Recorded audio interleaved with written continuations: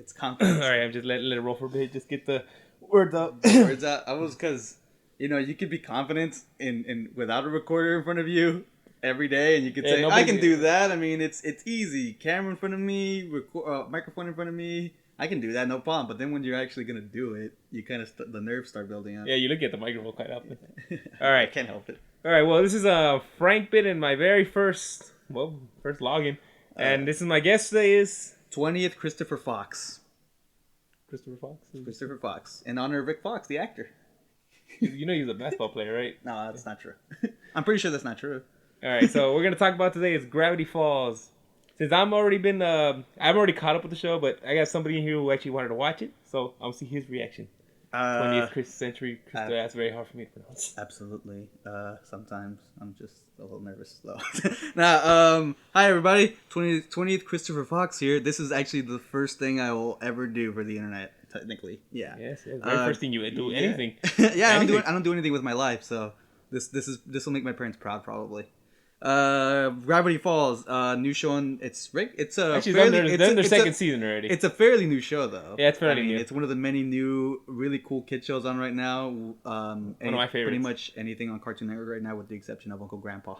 Oh, and I'm not a big fan of Clarence either. Yeah, but yet again, I gotta watch Clarence a little more. Okay, yeah, but we'll probably end up doing that too. Who knows? Right. But first, let's stick to Gravity Falls. All right. So, what did you think of the first episode? First episode, Gravity Falls. What was the name of the episode? Do you know the name of the episode? I'll call it the pilot. Okay. I decided to call it the pilot. The pilot. Yeah, that's what we've been calling it. The pilot of Gravity Falls. I was a little skeptical about it at first. I mean, Frank here told me a lot about it. He talked a lot of great things. He kept saying it was like the best thing since sliced bread. Best thing probably since regular show Adventure Time, you'd say? That's one of my favorites. It was one of my personal favorites. But would you say was it like in the league of Adventure Time and regular show? Yes, it's up there with them. Really? Yeah, is it farther than them? That's actually right there next to them. Okay, well let's just leave it at that. It's right there next to them. Let's just leave it at that, okay? Yes. Don't make me pick. Yeah, don't make me pick. We'll cross that bridge when we come to it. Probably around vlog 15. Or that's vlog Infinity. Foreshadowing. Which is kind of like show's really good at. I was gonna do that. So the segue for our next topic. The way the plot, it moves really fast. I love that. Oh, I haven't even said it. I love the episode. I was skeptical at first, but once it started playing, and it moves at a really quick pace, and I was really glad about that because most shows always move at a slow pace, especially in the pilot. And this one moved at a quick pace. You get to meet the main characters. The boy is named Dipper. Dipper. That's a cute name. Dipper. Dipper. Yeah, I thought he was gonna have like a regular kid name like fucking Joe or Paul. But or like Frank or Chris. Yeah, what a common name. Or Delfino. Delfino. That's a foreshadowing there too. Yeah, and Dipper and Mabel. My favorite one is Mabel. I think a lot of people's probably favorite. Yeah, obviously because Mabel sticks out the most. She's a wacky one. Like, yeah, look at me. Kind of like Louise in Bob's Burgers, voiced by the same actress. Yeah. What's her name again? I forgot. Kristen Stewart. No, that's the zombie. Which we'll get to. God, I forgot her name now. Okay, we'll go back to that. I'm sorry, whoever you're. I know. We don't have to remember your name. I'm a big fan, but I'm a big fan of your voice and your stint on 30 Rock as what's her name. But what's her name? Yeah, as what's her name? I don't remember.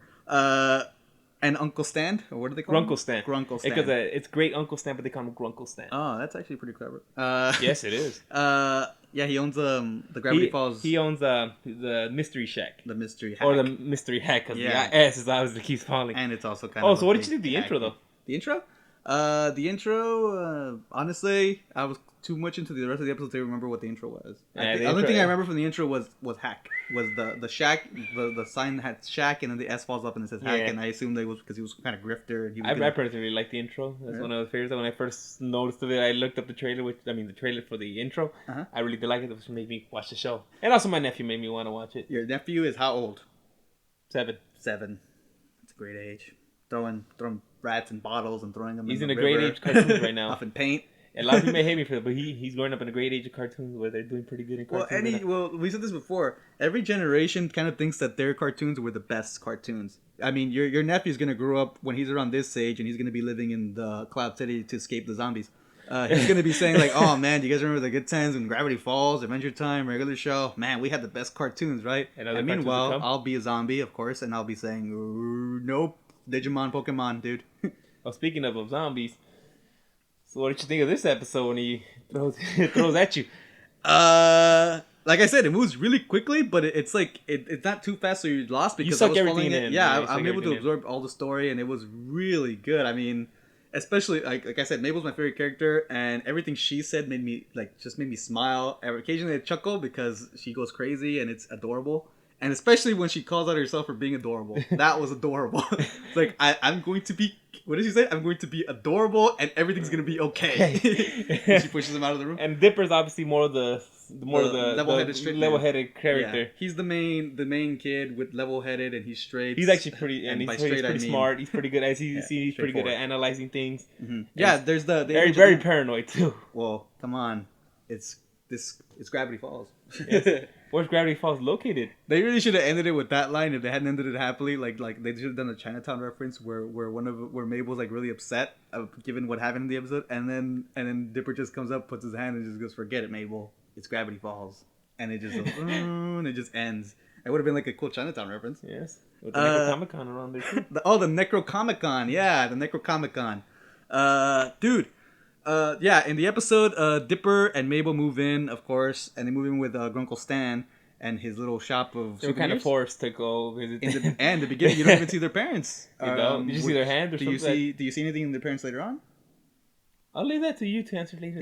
You could just say like hints or something, man. No, I don't know. Okay. Does it, Chris? Does it? Okay, does it? I don't know. Just does kind it? Allude to them. Does it? They have their hands. You can see their hands. And I love the fact that Mabel was on her cell phone, right? She was like texting. And I think Dipper was petting the cat. Or unless we had that. They were both doing something. It was quick. It was quick. Yeah, because like I said, it moves really quick in the beginning, especially they're like getting through all the. Yeah, it shows Dipper explaining everything was happening. Mm-hmm. Oh, by the way, that's the only thing that I think that No, yeah, I think if I remember correctly, that's the only time that happens. The intro with Dipper talking, and after that, they don't know more. Did they not have him talking over them at the end? Yeah, but just for the intro, I think for the first episode, and after that, everything else just goes on to the story. It just doesn't have a narrator in anymore. Ah, okay. Some shows do that too. Yeah. Kind of wish Scrubs had done that sometimes. Yeah. The thing is that the kids have to move in with their Grunkle Stan at his shop, and Gravity Falls seems like any ordinary place in Oregon. Cabin in the Woods type of scenario, yeah, but like Cabin in the Woods. But there's mysteries lurking there. Mystery behind everything. But Dipper is the one who's paranoid. He's like, and then he finds the book.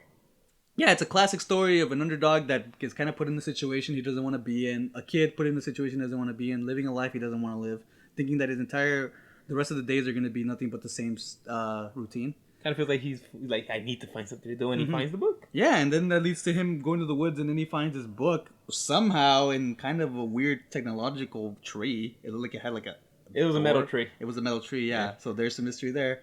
Yeah. And Arm Initiative? That's a Lost reference, guys. So what did you think about the book, though? What did you see? Did you see anything peculiar about the book? You mean besides the fact that cover of the book? The cover. It was a book and not an iPad. That is the worst. That is the weirdest thing that I. Oh, yeah, he's gonna open up the bottom. He's gonna find the iPad, not a. Yeah. What's a book? Like, what's this ancient device? Tablet. Why isn't the thing? Why isn't it? Why I'm swiping my fingers and yet the pages aren't turning? Like the Wally reference with the. Yeah, exactly. Like Manuel. Operate. Manuel. Operate. Manuel. Adorable.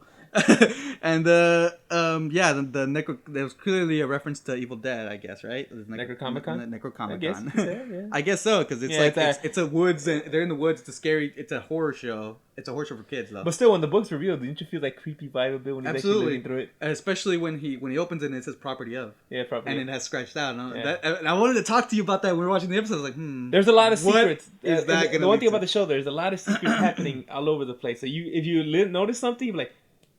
Just like it'll hit you like that, or if you don't, like I did, when it happens, you'll remember. Yeah, you're like, oh, it's like which we'll get to. Yeah, when we get to the third act. Are we gonna do One Piece? No, I'm the only one who's watched One Piece. All right, let's see who's second. Let's stick to the GF. Now that we got Mabel and Dipper out of the way, in a way. Well, who's your favorite character, by the way? Out of the whole show? Out of the two kids, out of the two leads. Out of the kids, the later episodes you get to, Mabel's always the funnest character and everything, but I do like Dipper. I really do like Dipper. Yes, but Mabel's more. She always gets you to laugh. She gets you to laugh. But yeah, like always, Dipper's the stern. He's the main guy. He's the main guy. Yeah. Kristen Shaw. What? That's her name. I just looked it up now. Kristen Shaw. Kristen Shaw. Yeah, it was keep Kristen thinking- something. Yeah, I keep thinking Kristen Wiig. Stewart. I kept thinking Kristen Wiig, which is a whole another great female comedian altogether. But yeah, Kristen Shaw. She does the voice of Louise Belcher in Bob's Burgers. She does the voice of Mabel on Gravity Falls. What is their last names? Huh? What are their last names? Pines. Oh, I get it. Mabel Pines. Mabel Pines are out. And you know they're twins, right? Yeah, obviously Okay. they look Just a making lot sure you know. alike. They were about the same heights. They look. Because like you say with women's basketball, I just want to see if you caught that. Yeah, and wow, their parents just up and abandoned them at that. No, I think the parents just said, you know, you guys got to get out of here. We want some alone time for the summer. You think that was it? I don't know. I think they didn't say anything like that, but maybe it was like that. I like to think so far. I've only seen the either first that or episode, they're making tired of the assumptions. kids being at home. Like, Yeah. no, you have to go do something. Go to summer. If Mabel was on the cell phone, that's kind of a little thing like, oh, kids are too busy with their technology these days to even Let's go say outside and live a life, an adventure. Let's see. Look at the adventure you can find Yeah. outside. And that's why they send it to Grunkle Stan. Maybe they know that something is over there that they can actually have fun with. Who knows? The parents? Yes. The parents are behind everything. Oh, so what do you think about the foreshadowing in the show, though? The foreshadowing, it was so subtle I didn't catch it at first because, like I said, when they foreshadow things, if you don't catch it and then when it happens, you'll remember. Oh, right, they foreshadowed that Yeah, earlier. because they keep doing it accidentally. Because you see Yeah. them know. Well, obviously. Well, the episode. folks, this is gonna be a spoiler-filled review. Well, it's all supposed to be a spoiler. All right, We want we're to gonna watch it. talk about it. So We're obviously, talking about yeah. it. I'll put something at the beginning so people You know gonna, it's you a gonna spoiler put description? alert. Huh? I'm gonna saying put spoiler alert. Spoiler. That would have been a much kick-ass name. But yeah, gnomes. Let's get to gnomes then. The gnomes. The gnomes are the first villains in the series. At first he thought he told me when we were watching the episode. He said, "Oh, there's gonna be zombies the first thing in the episode." Like, Yeah. Yes, sure. That's what it's gonna I said that. Yeah, we're watching the episode. Then okay, first, folks. First, it seems like it's gonna be a typical Twilight parody, which to a certain extent it kind of was. Yeah, they're doing it, but they're not But hilarious. yeah, it was hilarious. Yeah, just like the original Twilight. Only I think the zombies show more emotion. What do you think? More than Kristen Stewart. What's it called? Maybe like the opposite of that. There's always room for a Kristen Stewart joke. Always room for one. And yeah, at first it seems like it's going in that direction where Mabel, like Frank said earlier, Mabel is kind of into getting a boyfriend. That's kind of her motivation at the whole pilot. Which is funny. She even puts up a Justin Bieber poster in the beginning, Bieber, which was adorable too. And she keeps she rigged. I like the part where she rigged. He's like, do you like me? Yes. Yes, absolutely. I rigged it. Good for her. I mean, if I had been that smart when I was a kid, I probably would have gotten laid. Probably like when I was in middle school or some shit. I don't know. Middle school? Yes. Hey, they were doing it then too. Trust me. I didn't know what was going on during middle school. I wasn't popular. I wasn't either. I was just kind of in the bathroom stall hiding from all the popular kids, and then they would come in and talk about it. I was the one playing Yu-Gi-Oh cards. You were the one deciding whether or not you wanted the blue eyes white dragon or the red eyes black dragon. I always chose summon skull. Yeah. Summon skull? One sacrifice and you summon them. I don't know. 2,500 attack, man. 1,200. I was defense suck. I don't know, man. I did like me a flame swordsman every once in a while. But that sounds like a weird thing. But yeah. Gnomes, yeah. First it seems like they're going because Mabel wants a boyfriend. She gets a boyfriend. Like I said, this moves really quickly. And then Dipper found the book, and it leads all the clues seems to point out to the fact that this boyfriend is a zombie because he looks like one, he acts like one, his body. And he's putting all the characteristics back to a zombie. He's a zombie, yeah. And it does a good job following him the whole entire time. And the show does a good job in convincing you that it is a zombie. Like to the point he falls in the grave, like yeah, he falls in the grave and he comes laughs. They laugh. Because they're actually a really good couple. And I thought that was going to be the twist. Like, the twist is that he's not going to be evil. He's just going to actually like the girl, and then something ridiculous is going to cause them to break up. Yeah. Which it kind of did. Which something did. Yeah. When they finally reveal that he's not a vampire. He's not human. Not a zombie. He's not a human. He is a gnome. Yeah. Gnomes. He's more than one gnome. He's a couple gnomes. And they are on the search for a queen. Mabel. Mabel's their choice, good choice because she's adorable. Yeah, she's my favorite character. So. Which of the gnomes' names do you remember? None of them. You don't remember Shmebulok? I was gonna say the one that I do remember was the last one that they mentioned, which was Shmebulok. Schmabulok. Everyone else had like a regular name, didn't they? I can't remember either. I think that was the joke. It's like everybody had like a normal name. It's like, I forget your name, Schmebulok. Oh, it's the most weirdest name. You should be. And then matrimony. Oh yeah, matrimony. In holy matrimony. Matrimony. Matrimony. Can't talk today. You could have pulled that one off easily as just a gnome pun. I just like how they corrected it. Yeah. Like, I just can't get that correctly. Makes it funnier. To the point that they offer Mabel to marry her, and then they say also foreshadowing how they defeated the bad guy at the end. It's cool at the beginning though. You see the intro. It begins with them being chased by a giant monster.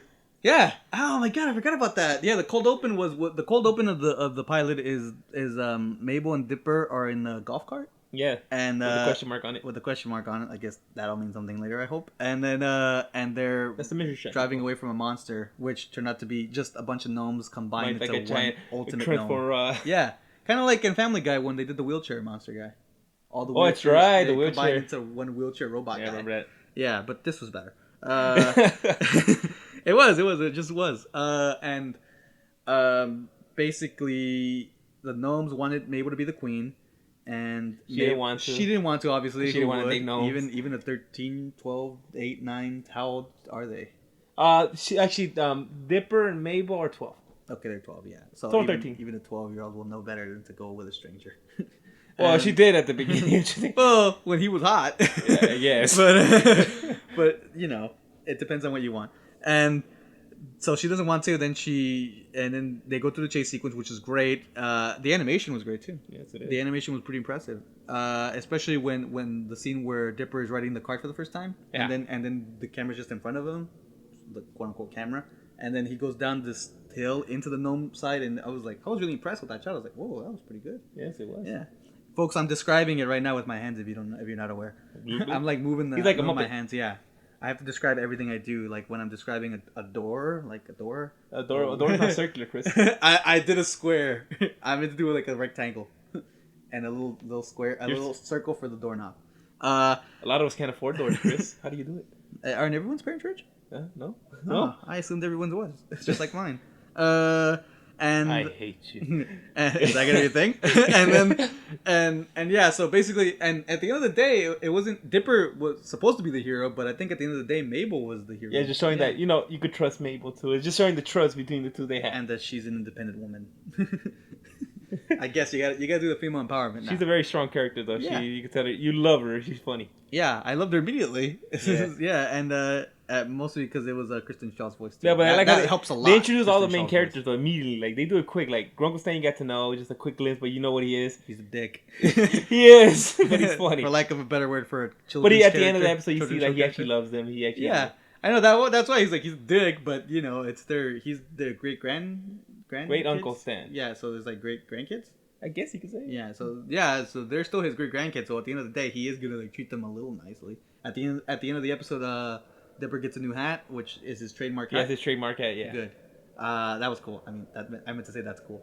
And Mabel gets a grappling hook. A Batman-style grappling hook. Yeah, and now she's gonna just break things with it. Because it's Kristen Shaw, and she has to be playing a character that's very crazy. It fits her perfectly. Yeah, it fits her. So far, I gotta say, she has not come in anything I say she's been bad in. Everything she's been in so far, I liked. Bob's Burgers. Even in that episode of Modern Family, she was in. Even Dirty Rock. Yeah, well, she was crazy in 30 Rock, but she was still likable, and she was still hilarious. And Bob's Burgers. Bob's Burgers. Louise, what can you say? You can't say anything negative about her. Well, you can, but she'll hunt you down. Probably. She'll break you down emotionally. With the grappling hook. So Mabel ends up defeating the gnomes basically by something that was foreshadowed earlier. Yeah, where she was practicing kissing on the leaf blower. Yeah, on the leaf blower. Yeah, she puts up a picture of a boy. Yeah, that was. I'm and sorry. It scared Dipper too. If I keep saying it's adorable, I'm sorry, but this show really is. Especially when it comes to stuff like that. She puts the picture of a boy on the leaf blower in the hole, and then she goes, and then she just tells us time to practice kissing. Nope. Yeah, and then of course she turns it on for some reason, and then it sucks her face in, and then which you can kind of say is like actually kissing. And when I don't think you've kissed before. I don't think I'm doing it right. That's probably why I'm single now. But so that was foreshadowed earlier too. That they have that scene happen, and then later on, that's how she defeats the gnomes because she says yes to the engagement. And then she says, "Kiss the bride." And then as soon as the gnome's going for it, which I thought the gnome was gay for a second because he seemed a little bit, ooh, I don't want to kiss a girl. But then he was going for it, and then she ends up leaf blowing him inside the tube, and then she blows him out. And then once they took out the head, though, the gnome's like, I need orders. I can't do it. I need orders. And then one gnome dies by being eaten by that. But so he gets caught by the six pack. Huh? No, but what was the animal that they had? The goat. The goat, yeah, the goat. The goat is randomly there. I was gonna ask you: is the goat supposed to be like their like cute animal sidekick? It's just there. It's just there. Always there. Does it ever join them on adventures? It's just there. Tell me. Okay, so it's just there. Just like in the pilot, it's just there. There in the background, it'll chew on you while you're talking about something. Like it was in this episode. Yes, you can chew on my sweater. I love that. I was like, yeah, you can chew on my sweater. I could do. It's just the characters just really well done. Yeah, they're all really likable. Okay, but the book, yeah, we didn't get that far into it. The book, so it has property of, and it was scratched out, and that's the mystery. That was actually the one thing that I always remember from the pilot, because that seems like it's the biggest setup for everything else in the show. You may not see it, but I'm nodding right now. Yeah, folks, he's nodding right now. He's agreeing with me. Usually we don't.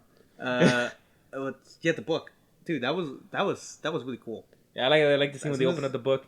And then, of course, guess who comes out and looks at it? No, but I can't trust anyone with this. Hello! Ah! And also, they're foreshadowing villains, I guess, right? Because they had the gnomes right there. They had they had zombies.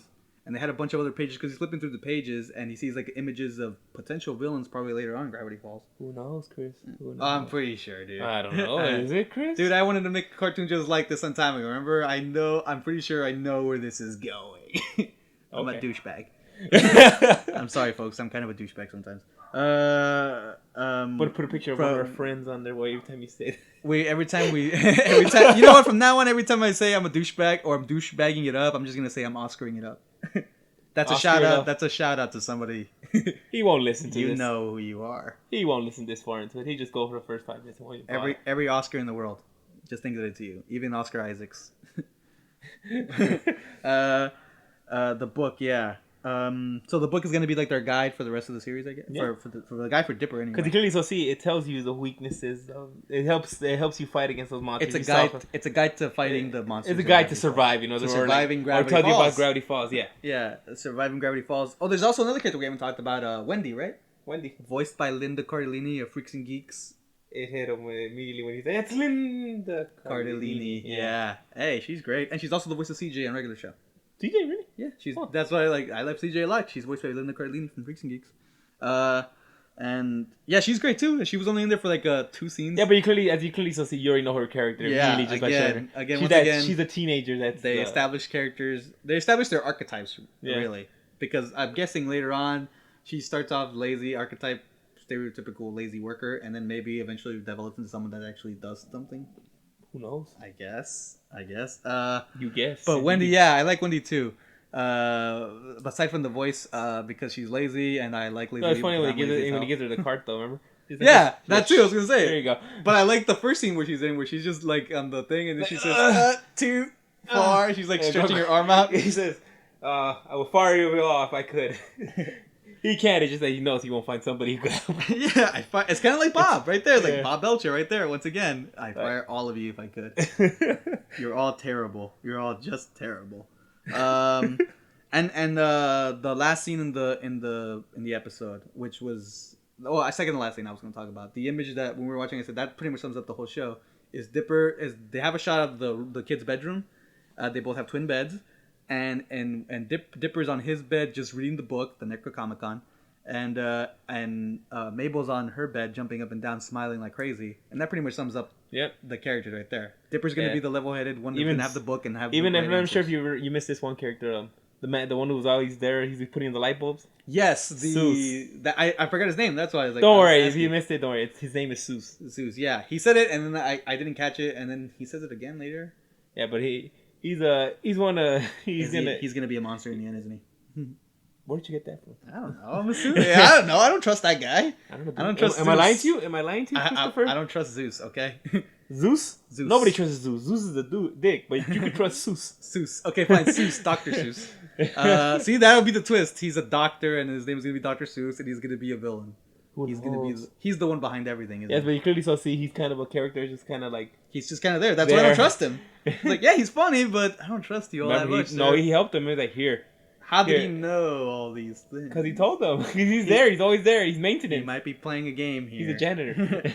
He might be, no one ever suspects the janitor. That's true. Nobody ever suspects the janitor. Or the butterfly. I just like the part, though, when he gives like this. Here. This is for the zombies, the shovel. He's like, and here. Oh, the shovel. And, like, and here. And here's a bat in case there's a piñata. Huh? Did he actually use the shovel in the bat? In the final battle? Remember, he launched them. Remember, he was picking them and launching them? The gnomes? I don't remember. And then also Mabel punches Dipper a few times in the face. Oh, yeah. The great Mabel. Again. Pulling another Mabel moment. And, okay, now onto the final scene, which is Grunkle Stan. What is up with that? Ooh. That's... You will soon be revealed. Can we swear on this? I don't care. Fuck if I give a shit. There's two right there immediately there. That's fucking ominous. That's what I was gonna say afterwards. Because at the end of the scene, folks, at the end of the episode, obviously Dipper's doing a narration over it, and he's talking about how Gravity Falls is not the typical place and it has secrets. There are a bunch of secrets that have to be yet to be unlocked. And then while he's saying that, Grunkle Stan is closing up shop, and then he looks like he's going up to his room, but then he ends up pushing a couple buttons on the vending machine. It opens into like a secret, what looks like a secret lab. Yeah, they have like a little ominous music playing while he just looks back, make sure no one's following him. He goes in, closes the machine closes itself, it ends. And just shows you the door. Remember what the book said, trust no one. That's why I don't trust Seuss. There you go. I don't trust Seuss. Or unless maybe at the end of the day, Grunkle Stan is going to be the villain and Seuss is going to be the good guy. Ooh, there's so many questions, yeah. I mean, I haven't scratched my head this much since Lost. But like I said, I keep telling everyone who watches it, it's like an X-Files for kids. Oh yeah, they are outside. All right, I think we're gonna wrap up the episode. Okay, yeah, here, that's then. why I moved on to the last scene. Well, that's ominous as hell. It's more ominous than I'm used to from a kid show. Even if I regularly watch Adventure Time. All right. Yeah. Well, this has been Frank Bit, and this is 20th Christopher Fox, and we are signing off. Later, folks.